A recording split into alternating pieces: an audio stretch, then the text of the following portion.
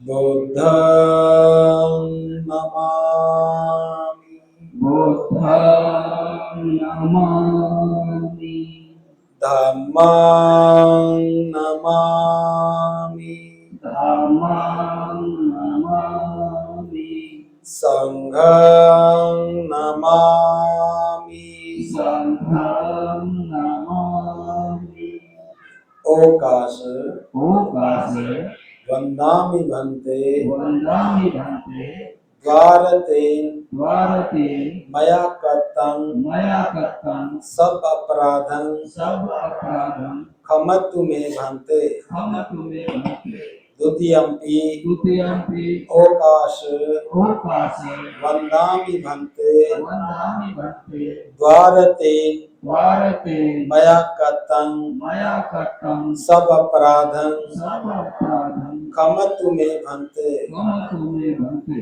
तृतीयम्पि तृतीयम्पि ओकाश ओकाश वन्दामि भन्ते वन्दामि भन्ते द्वारतेन द्वारते मया कर्तं मया कर्तं सब अपराधं सब अपराधं क्षमतु मे भन्ते क्षमतु मे भन्ते हे भन्ते हे भन्ते जाने अनजाने में जाने अनजाने में मुझसे जो गलतियां हुई हैं जो गलतियां हुई हैं उसके लिए मुझे क्षमा करें।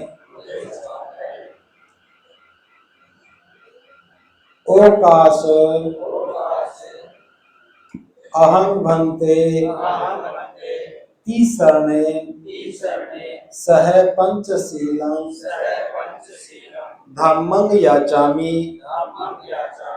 अनुग्रहं कृत्वा शीलं देत मे भन्ते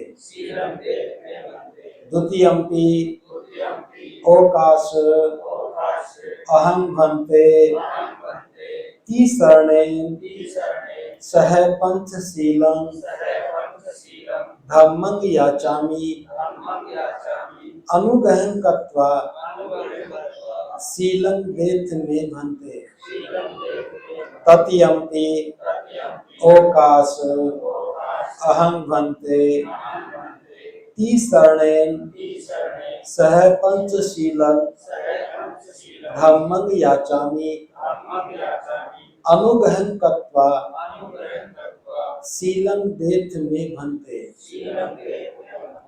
यमहं वदामि तं वदेत् नमो तस्स भगवतो अरहतो सम्मा सम्बुद्धस्स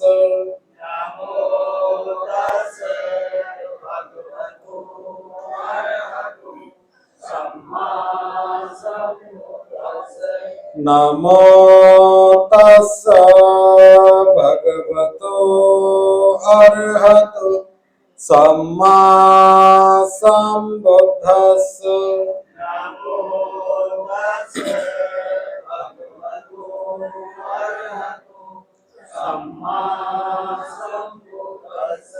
नमो तस्स भगवतो अरहतो सम्मा सम्बुद्धस्स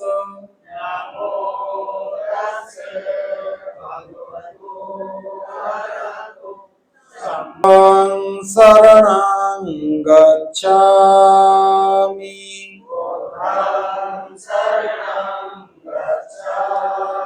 धम्मं शरणं गच्छामि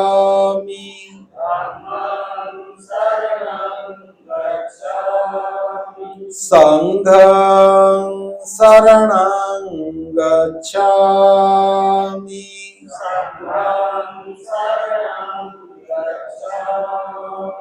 द्वितीयम्पि बुद्धं शरणं गच्छामि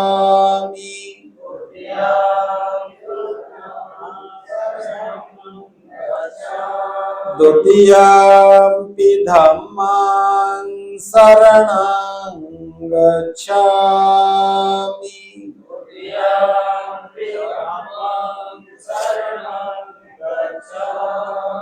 द्वितीयम्पि संघं शरणं गच्छामि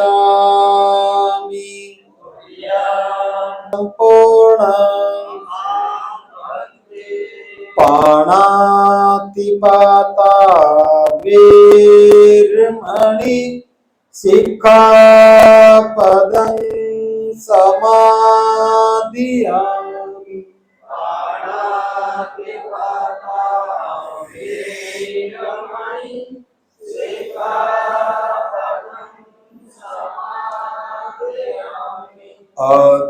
अदिन्नदाना वीरमणि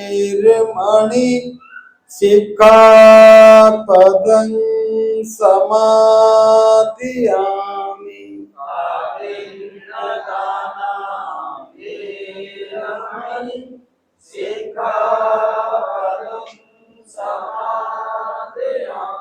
कामेषु मिच्छाचारा वीरमणि सिक्खापदं समादियामि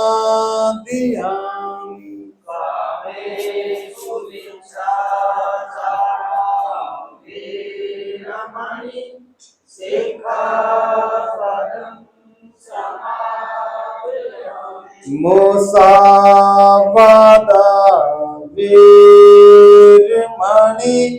सिक्खापदं समादियामि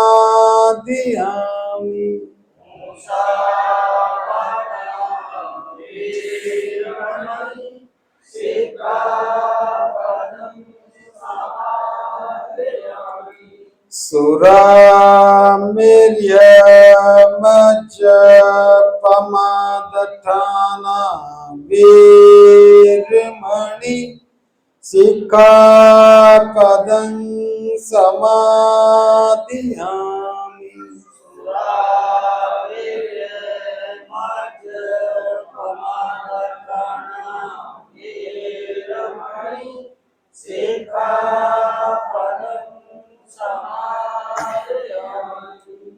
शरणै सह पंचशीलं धम्मं सुरक्षितं कृत्वा अपमादेन सम्पादेतप साधु साधु साधु। सभी मन में चाहत रही होगी कि हम धम्म को जाने, धम्म को सीखें। धम्म भूमि इसी काम के लिए जानी जाती है। आप भी देख रहे होंगे कि उत्तर भारत में धम्म के प्रचार और प्रसार में धम्म भूमि का एक बहुत बड़ा योगदान है। मुझे नहीं मालूम कि आप लोगों के मन में ये विचार कैसे आया, लेकिन मैं कई दिन से भंते दमसी जी को कह रहा था कि खैरथल में कार्यक्रम करो, और मैं भी खैरथल जाना चाहता हूं। ये व्यस्त हो गए बोध गया के आंदोलन में, आप तक नहीं पहुंच पाए 200 और आप लोग यहाँ आ गए, तो लगता कि तथागत ने इस बात को सुना और फिर हमारी भावनाओं को आप तक भेजा और आप यहाँ चले आए। बहुत कम अवसर ऐसे होते हैं जीवन में जब कोई व्यक्ति धम्म ग्रहण करने का प्रयास करता है। ये पीछे तक आवाज आ रही है, सुन पा रहे हैं ना आराम से? जन्म से लेकर के मृत्यु तक व्यक्ति उलझा रहता है। हर रोज उसके सामने नए नए काम रहते हैं। बस ये काम कर लो, फिर मैं सूरज जाऊंगा। बस ये काम कर लूं, फिर मैं आराम से बैठूंगा। आप कितनी बार भी सोचो, वो दिन कभी नहीं आता जब आप ये कहें कि मेरे सारे काम पूरे हो गए, अब मैं धम्म सीख लूं। यद्यपि आप सारे जो काम करते हैं वो जीवन के लिए करते हैं, लेकिन उनमें से बहुत कम काम है जो जीवन के काम आते हैं। आप कहेंगे कि ये कैसी बात कर रहे हैं? जितने भी आप काम करते हो वो सारे काम जीवन के लिए नहीं है, उनका थोड़ा सा हिस्सा है जीवन के काम आता है, बाकी तो सब आपकी इच्छा पूर्ति में चलता है। हम जीवन के लिए सारे काम करते हैं लेकिन जीवन को ही समझ नहीं पाते हैं।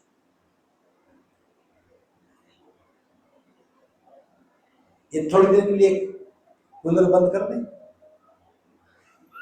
थोड़ा गर्मी लगे कोई बात नहीं, मैं सोचता हूं हम ध्यान से बात करें, समझेंगे तो, क्योंकि माइक थोड़ा कमजोर है।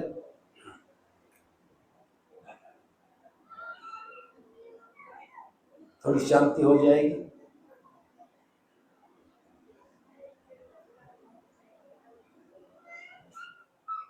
जब शांति हो गई ना,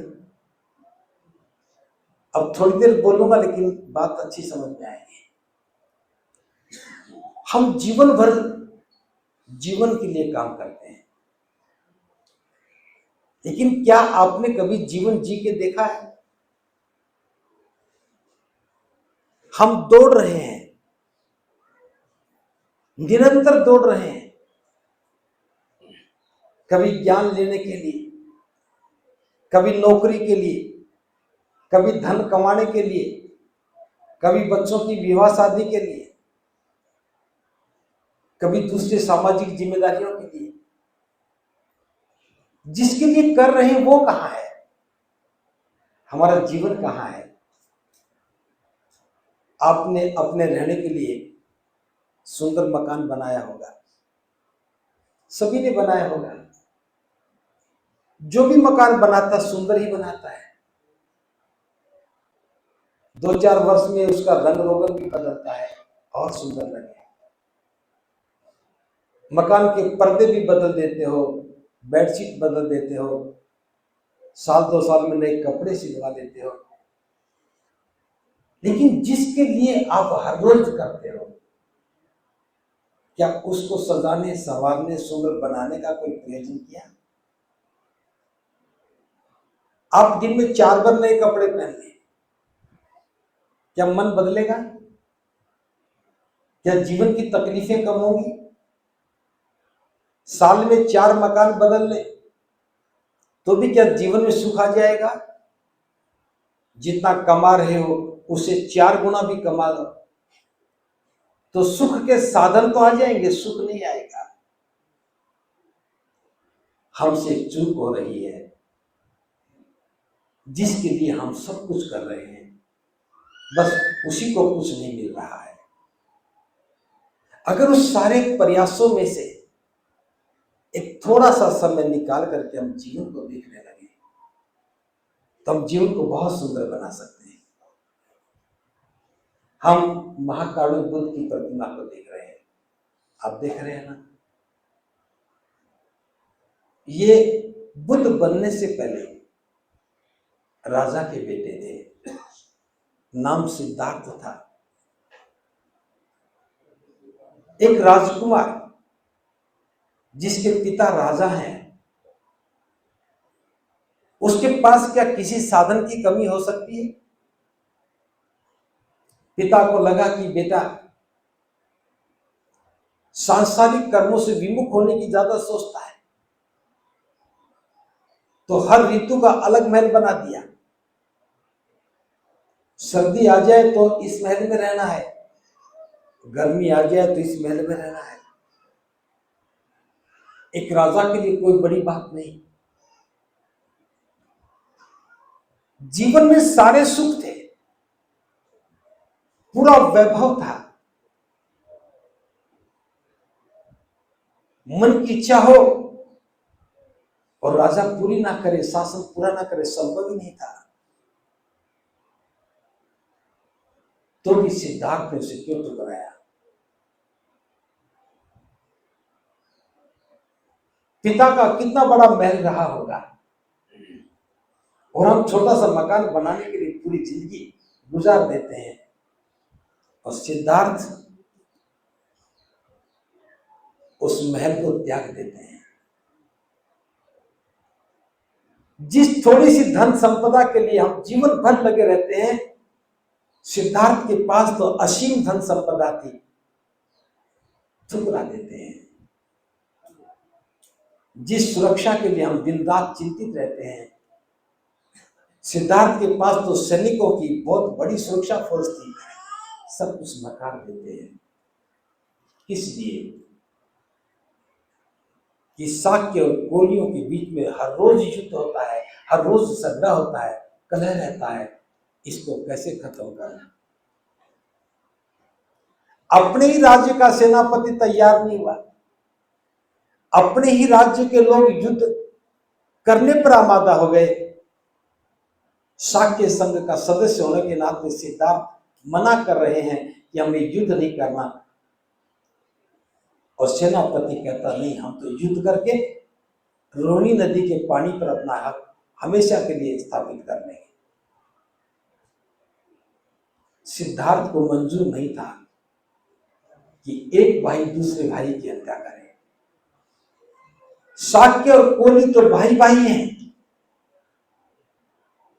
सिद्धार्थ की मां कोली वंश की थी, सिद्धार्थ शाक्य वंश के थे। दोनों के बीच में युद्ध के लिए तलवारें खिंच गई थी। सिद्धार्थ ने युद्ध रोकने के लिए घर छोड़ दिया और 6 वर्षों तक कभी यहां कभी वहां, कभी उस आचार्य के पास, कभी किसी आचार्य के पास ज्ञान की तलाश में जाते गए, प्रयास करते रहे।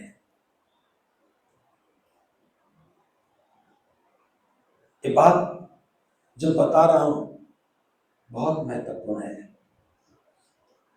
जब सिद्धार्थ ने गृह त्याग करने का फैसला लिया, वो यशोधरा के पास गए, अपनी पत्नी के पास गए। मन में डर था,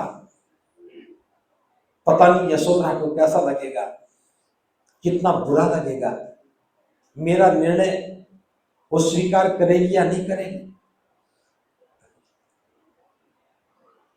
महल में जाकर के जब सिद्धार्थ ने यशोधरा से कहा कि मेरे सामने परिस्थितियां ऐसी ही थी, मैं क्या करता, मैं शाक्य और कोलियों के बीच के युद्ध को स्वीकार नहीं कर सकता था, इसलिए मुझे गृह त्याग करने का फैसला लेना पड़ा। यशोधरा कहती कि अगर मैं भी आपकी जगह होती तो मेरा भी यही फैसला होता, क्योंकि मैं भी कभी भी युद्ध का समर्थन नहीं करती। ये एक परिवार की भावना है। फिर यशोधरा कहती है, जब आपने गृह त्याग करने का फैसला कर ही लिया है तो जाओ, ऐसे मार्ग की खोज करो जिससे लोगों के जीवन के दुखों का अंत हो जाए। गृह त्याग का फैसला किसने किया? सिद्धार्थ ने। गृह त्याग के उद्देश्य को किसने बनाया? यशोधरा ने। जाओ, एक ऐसे जीवन पथ की खोज करना जो लोगों के जीवन के दुखों को दूर कर सके। यशोधरा ने कहा, सिद्धार्थ ने सुना और निकल लिए।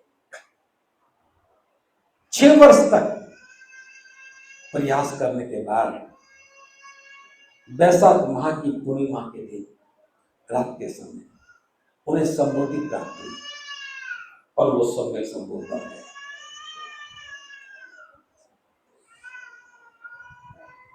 सम्यक संबुद्ध बनने का अर्थ क्या था? कि दुनिया की हर चीज उनके लिए छोटी हो गई।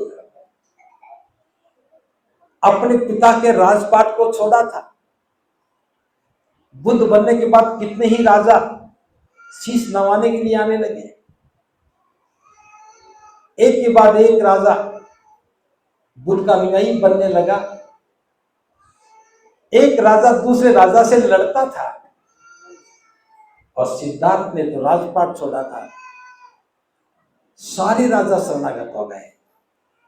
ये उनके बुद्ध होने की ताकत थी।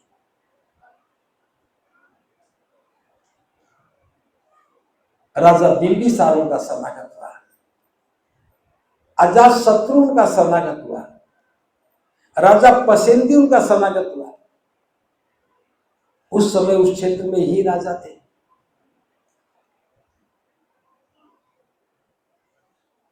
वैशाली का राज तंत्र इनका शरणागत हो गया।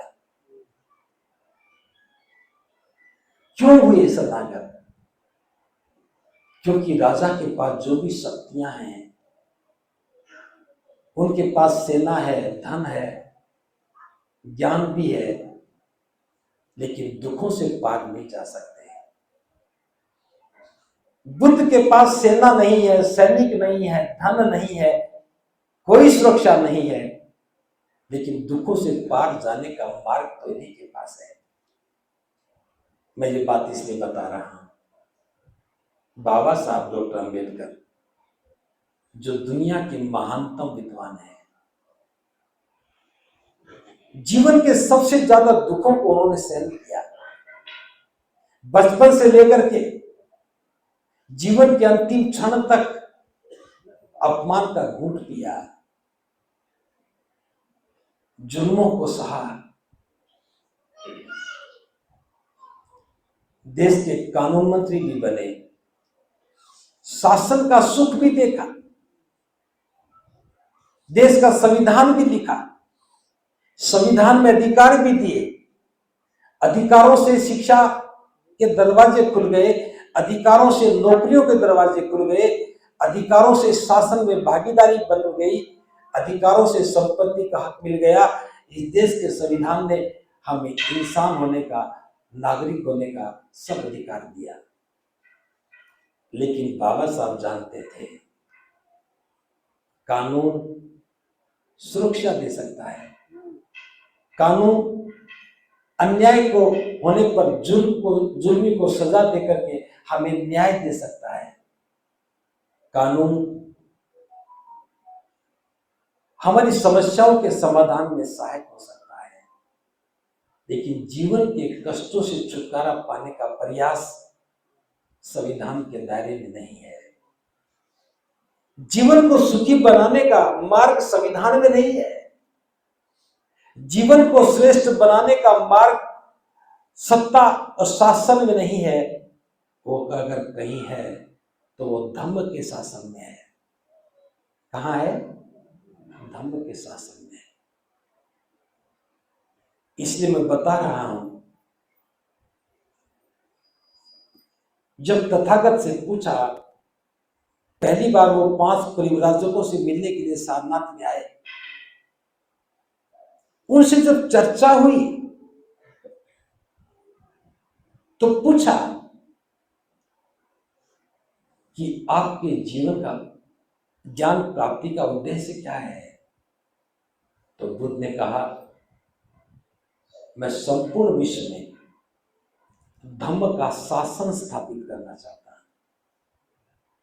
मेरा उद्देश्य पूरे जगत में धम्म का शासन स्थापित करना है।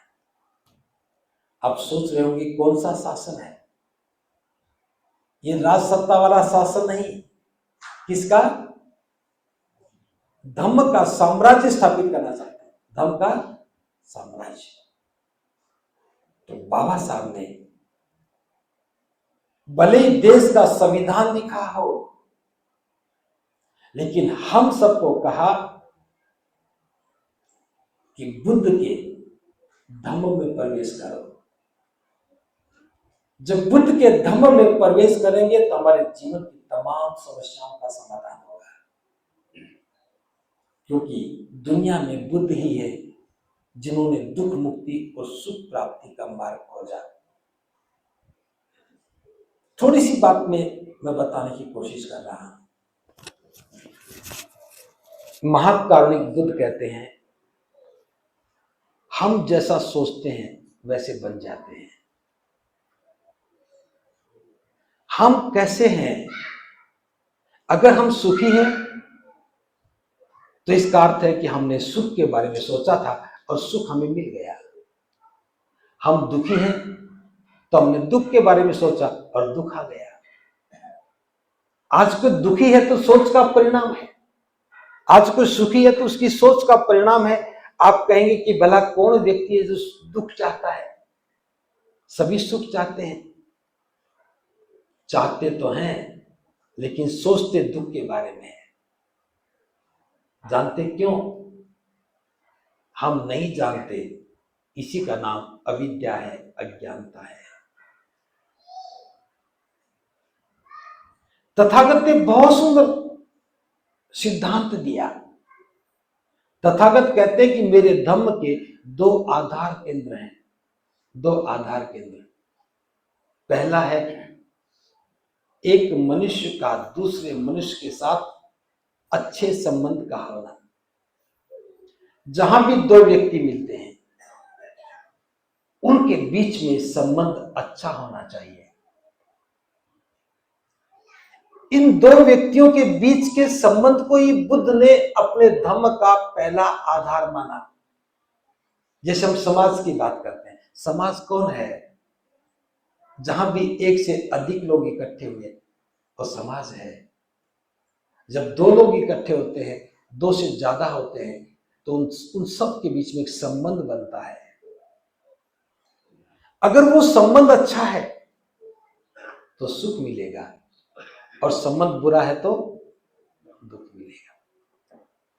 अब देखिए, छोटी सी एक बात मैंने बताई और तुरंत आपको बहुत कुछ याद आ रहा होगा। जिसके साथ आपके संबंध अच्छे हैं उनसे मिलते हो तो सुखद अनुभूति होती है, और जिसके साथ संबंध बुरे हैं उनसे मिलते हो तो दुखद अनुभूति होती है। ये सुख और दुख कहां से आ रहा है? कहां से आ रहा है? संबंधों से। ये संबंध कौन बना रहा है?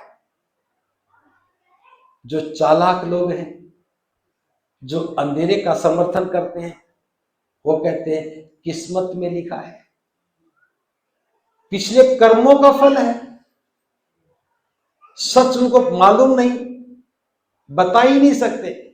लेकिन बुद्ध ने क्या कहा? आप सुखी हैं, इसका अर्थ है कि आपके जो साथ में है उसके साथ आपके संबंध अच्छे हैं। आप दुखी हैं तो संबंध बुरे हैं। आपके जीवन में दुख आया, ये आपके साथ दूसरे व्यक्ति से होने वाले संबंध का परिणाम है। अब ये संबंध अच्छा हो बुरा हो किस पर निर्भर करता है? ये मैं इसलिए बता रहा हूं, आज आप आए हो, यहां से जाओ तो कुछ मूल्यवान लेके जाओ। यहां से जाओ तो दुख सारे यहां रह जाए, सुख ही सुख लेके जाओ। जाके कहो तो क्या धम्म भूमि में गए थे, दुख तो वहीं रह गए, सुख ही लेके आए। तथागत ने कितना सुंदर उपाय बताया। और इसके लिए जरूरी नहीं कि बहुत विद्वान हो व्यक्ति समझने के लिए, साधारण से साधारण व्यक्ति समझ सकता है। बुद्ध कहते हैं अगर सुख चाहिए तो तीन बातें आपको ठीक करनी होंगी। तीन बातें क्या क्या? वाणी,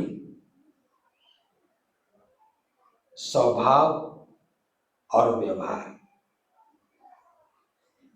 संबंध बनाने के लिए क्या चाहिए? तीन ही बातें चाहिए। सामने वाले व्यक्ति से मिलते हैं तो सबसे पहले मुलाकात में क्या करते हैं?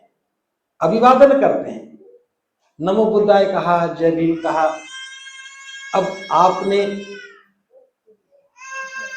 कितनी विनम्रता से कहा, आपकी वाणी में मधुरता है तो संबंध कैसा बनेगा? अच्छा। और वाणी में कटुता है तो संबंध कैसा बनेगा? बुरा बनेगा। तो संबंध बनाने का पहला आधार वाणी हो गया। अब जैसी हमारी वाणी है, सुनिए, अगर वाणी मधुर है तो स्वभाव कैसा होगा? अच्छा होगा ना। अगर वाणी मधुर है तो स्वभाव अच्छा होगा, और वाणी में कटुता है तो स्वभाव में कटुता ही होगी। अब स्वभाव किसने बनाया? वाणी ने बनाया। अब जैसा स्वभाव है वैसा व्यवहार होगा। आपका स्वभाव सुंदर था तो व्यवहार भी अच्छा होगा, और स्वभाव बुरा था, व्यवहार कैसा होगा? बुरा होगा। अब देखिए, 3 बातें मैंने बताई। वाणी की मधुरता, स्वभाव की सुंदरता और व्यवहार की सुंदरता, व्यवहार भी सुंदर हो। तो वाणी की मधुरता किस पर निर्भर करती है? सोचने पर। हम जिससे प्रेम करते हैं उसके बारे में अच्छा सोचते हैं। आप किसी से प्रेम करें, मां से, पिता से, भाई से, बहन से, पति से, पत्नी से, मित्र से, किसी से भी करते हैं, आप जिससे प्रेम करते हैं उसके बारे में जब भी सोचेंगे विचार सुंदर आएंगे, कल्पनाएं सुंदर होंगी। और जैसी कल्पना है, कल्पना जितनी सुंदर है, शब्द उतने ही सुंदर बनते हैं। और जब वो व्यक्ति मिलता है तो जो उस समय सोचे थे वही शब्द बाहर निकलते हैं, और क्या हो गया? वाणी मधुर हो गई। जिससे प्रेम करते हैं उससे हमेशा मधुरता में बात करते हैं ना। आपके मन में जिसके प्रति द्वेष भरा है उसका ख्याल करोगे तो बुरा सोचोगे, बुरा सोचोगे तो कल्पना बुरी होगी, कल्पना बुरी होगी तो बुरे शब्द बनेंगे। जब व्यक्ति मिलेगा तो फिर वही बुरे शब्द निकलेंगे, और जब बुरे शब्द निकलेंगे तो वाणी कैसी होगी? कटु होगी, कटुता होगी। अब जैसा हमने सोचा वैसे शब्द बने। प्रेम था तो मधुर शब्द बने, अच्छे शब्द बने। द्वेष था तो कटुता के शब्द बने। प्रेम के शब्द थे तो वाणी मधुर थी, कटुता के शब्द बने तो वाणी कटु हो गई। अब जैसा हमने बोला वैसा स्वभाव बन गया। कटुता में बोला तो बुरा स्वभाव बन गया, मधुरता में बोला तो अच्छा स्वभाव बन गया। अब जैसा स्वभाव था उसी का परिणाम हमारा व्यवहार हो जाता है। जहां कटुता है वहां व्यवहार बुरा हो जाता है, और जहां सुंदरता है, मधुरता है, वहां स्वभाव अच्छा हो जाता है। अब देखिए, तथागत ने हमारे हाथ में एक चाबी दे दी।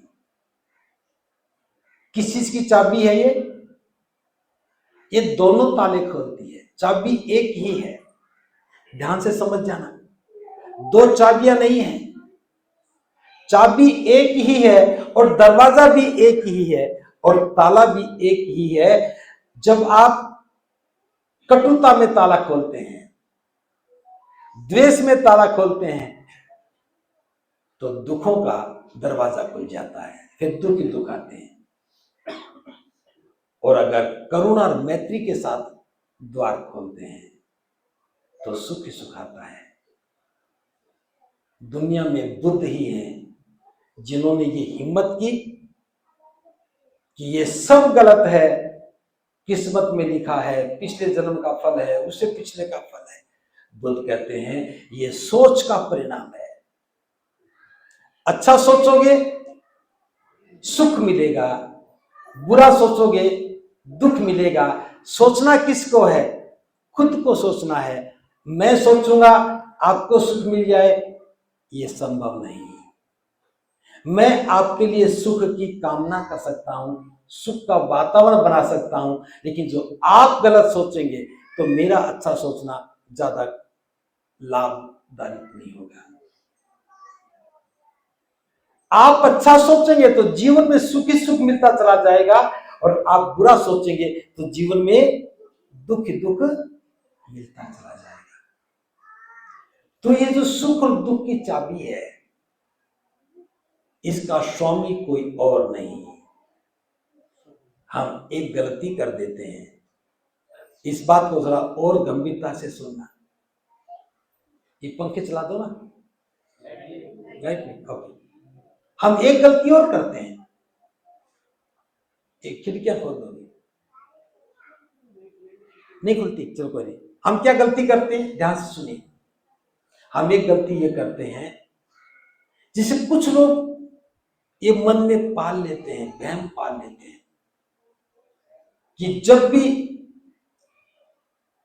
वो व्यक्ति मेरे सामने आता है, मुझे बड़ा क्रोध आता है। इसका मतलब हमने सुख दुख की चाबी किसको दे दी? उस व्यक्ति को दे दी। जब भी मैं उस व्यक्ति से मिलता हूं तो मुझे सुख मिलता है, उससे मिलता तो दुख मिलता है। इसका मतलब तुम्हारी चाबी किसी और के पास रखी है। अब वो व्यक्ति बुरा है, उसे ताला खोलोगे तो दुख ही मिलेगा। वो व्यक्ति अच्छा है, उसे ताला खोलोगे तो क्या मिलेगा? सुख मिलेगा। बुद्ध कहते हैं अपने सुख और दुख के ताले की चाबी किसी और को मत दो। किसको दें? खुद को दें, अपने पास रखें। और अब देखना, धम्म का पहला आधार है ये कि दो लोगों के बीच में संबंध अच्छा है तो सुख मिलेगा और संबंध बुरा है तो दुख मिलेगा। इसलिए बुद्ध कहते हैं मेरे धम्म का केंद्र मनुष्य है।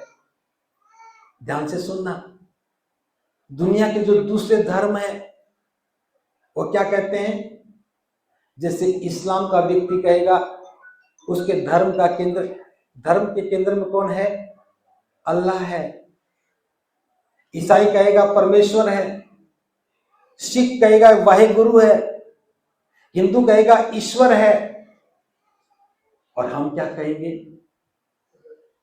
हमारे धम्म के केंद्र में कौन है? कौन है? खुद हम व्यक्ति, मनुष्य खुद है। हम अपने धम्म के केंद्र हैं। इतनी बड़ी ताकत तो किसी ने किसी को नहीं दी, केवल बुद्ध ने दी है। देखिए, ईसा मसीह ने अपने आप को केंद्र में रखा, हजरत मोहम्मद साहब ने अपने आप को केंद्र में रखा, ईश्वर ने अपने आप को केंद्र में रखा, वाहेगुरु ने अपने आप को केंद्र में रखा। लेकिन बुद्ध ने कहा मैं केंद्र नहीं हूं। केंद्र कौन है? मनुष्य है। आप खुद केंद्र हो। जिस धर्म के केंद्र हम हैं, तो हमसे बड़ा कौन है? कौन है हमसे बड़ा? कोई है? अगर ये भाव समझ में आ जाए तो दुनिया में सबसे मजबूत व्यक्ति अगर कोई बनता है, बौद्ध बनता है। अब मैं दूसरे आधार केंद्र की बात कर रहा हूं। बुद्ध कहते मेरे धम्म का दूसरा आधार केंद्र है कि जीवन में दुख है। व्यक्ति को दुख मुक्ति और सुख प्राप्ति के मार्ग पर चल करके दुखों से मुक्त होकर के सुखी हो जाना। कोई भी व्यक्ति है, उसे जीवन भर दुख मुक्ति के मार्ग पर ही चलना है ताकि दुख दूर हो जाए। दुख मुक्ति के मार्ग से चलेंगे तो सुख मुक्ति पर आएंगे और सुख ही सुख मिलेगा। जीवन से दुखों का खत्म हो जाना और सुख का आ जाना, ये दूसरा आधार है। अगर मैं आपसे पूछूं, आज तक किसी ने ये बताया कि इस मार्ग पर चलो दुख दूर हो जाएंगे, सुख ही सुख आएंगे? अगर किसी ने बताया तो ये तो बता दिया होगा कि सोमवार का व्रत करो तो पति अच्छा मिल जाएगा। महिलाओं को तो बता दिया कि सोमवार का व्रत करो पति अच्छा मिल जाएगा, और जो पति बनने वाले थे उनको कहा भी नहीं कि तुम अच्छा बन जाओ। महिलाओं के मन में अच्छे पति की कामना और पुरुष अच्छा बनने का प्रयास ही नहीं कर रहा, क्योंकि पुरुष को कोई व्रत ही नहीं मिला कि वो करके अच्छा बन जाता। मेरी बात समझ में आ रही है? अधूरा ज्ञान है। बुद्ध ने क्या कहा? बुद्ध ने कहा जीवन को श्रेष्ठ बनाओ। और श्रेष्ठ जीवन कब बनता है? जब जीवन के मूल्य होते हैं। बिना मूल्य के जीवन अच्छा नहीं बनेगा। और इसको समझाने से पूर्व तथागत कहते हैं कि दुनिया में दो प्रकार के लोग हैं। एक तो वो जो सुख पाने के लिए, सुखी रहने के लिए, कुछ पाने के लिए जीवन भर काया क्लेश करते रहते हैं। मैं 9 दिन का व्रत करता हूं, मैं 15 दिन का व्रत करता हूं, मैं 2 महीने पैदल चलूंगा, मैं अन्न का त्याग करता हूं, मैं तो फलाहारी रहूंगा। त्याग ही त्याग। इतना कष्ट, एक पैर पे तपस्या करूंगा, दिन में 1 घूंट ही पानी पीऊंगा। बुद्ध कहते हैं काया क्लेश है, और काया क्लेश कभी सुख नहीं दे सकती। जितना जितना काया क्लेश करोगे उतना उतना जीवन दुखी होता चला जाएगा। जीवन को दुखी करने से सुख के आने की कोई संभावना नहीं है। दुखों को स्वीकार करते रहोगे और सुख की कामना करोगे, ये तो गलत हो जाएगा। तो यहां भी जीवन नष्ट हो जाता है। दूसरे वे लोग हैं जो भोग विलासी हैं, खाओ पियो मौज उड़ाओ। कल सभी को मरना है, जब मरना है तो खा पी के मरे। देखो पीने वाले हंस पड़े।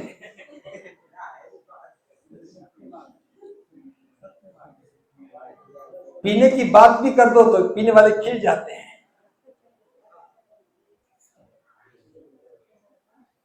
इसलिए समाज में खाने पीने की बात होने लगी। खाओ पियो मौज उड़ाओ, सबको मरना है। अगर आपके घर में कोई पैदा हो जाए तो भी खाओ पियो, कोई मर जाए तो भी खाओ पियो। इसलिए परंपरा भी ऐसी बना ली, घर में बच्चा पैदा हो जाए तो खाने पीने का जुगाड़ कर लो। अगर घर में कोई मर जाए तो भले 12 दिन बाद सही, खाने पीने का जुगाड़ करो। और आप तो राजस्थान से आए हैं, खैरथल का तो मुझे पता नहीं, लेकिन थोड़ा और आगे चले जाओ, बीकानेर साइड में, जोधपुर साइड में चले जाओ, गंगानगर साइड में चले जाओ, जिस दिन व्यक्ति की मृत्यु होती है एक साथ 2 चिता जलती है। परिवार से, घर में से उस मुर्दे की अर्थी को उठा करके शमशान ले जाते हैं, वहां चिता को अग्नि जला लगाते हैं। इधर घर में गड्ढा खोद करके भट्ठी बनाते हैं, उस पर हलवा बनने के लिए चढ़ा देते हैं। एक तरफ लकड़ियां जल रही हैं मुर्दे को जलाने के लिए, और एक तरफ लकड़ियां जल रही हैं हलवा बना करके आपको खिलाने के लिए। कैसी परंपरा है ये, मानवीय या अमानवीय? जिस दिन व्यक्ति मरता है उसी दिन देसी घी का भोजन बनता है और 12 दिन तक लगातार खाते हैं। खाओ पियो मौज उड़ाओ, एक तो मर गया बाकी सबको मरता है।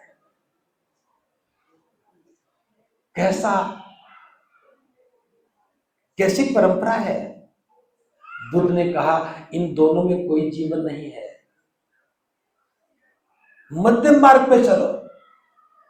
ये 2 अतियां हैं, दोनों ही विनाशकारी हैं, दोनों ही को जीवन को खत्म करने वाली है। इसलिए बीच में चलो, और बीच में चलना है तो मध्यम मार्ग अपनाओ।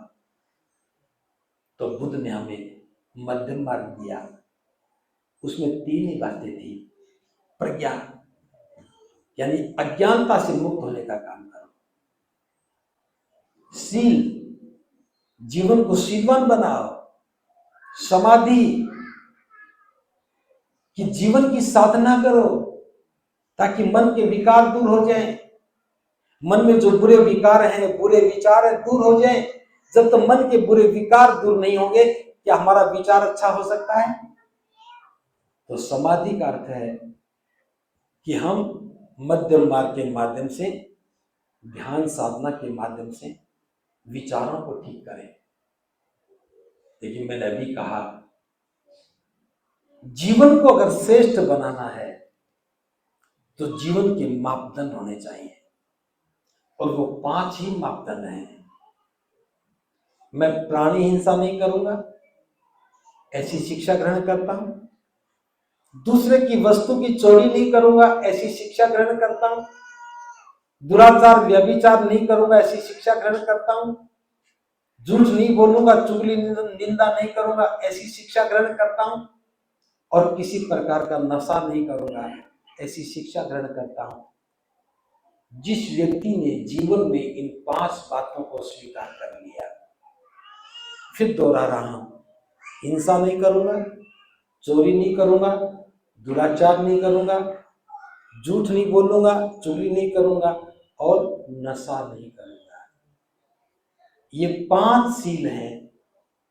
बुद्ध ने इन्हें 5 मापदंड कहा है। हम अपने घर में रह करके, परिवार में रह करके इन 5 बातों को रोज जीवन में उतारने का प्रयास करें।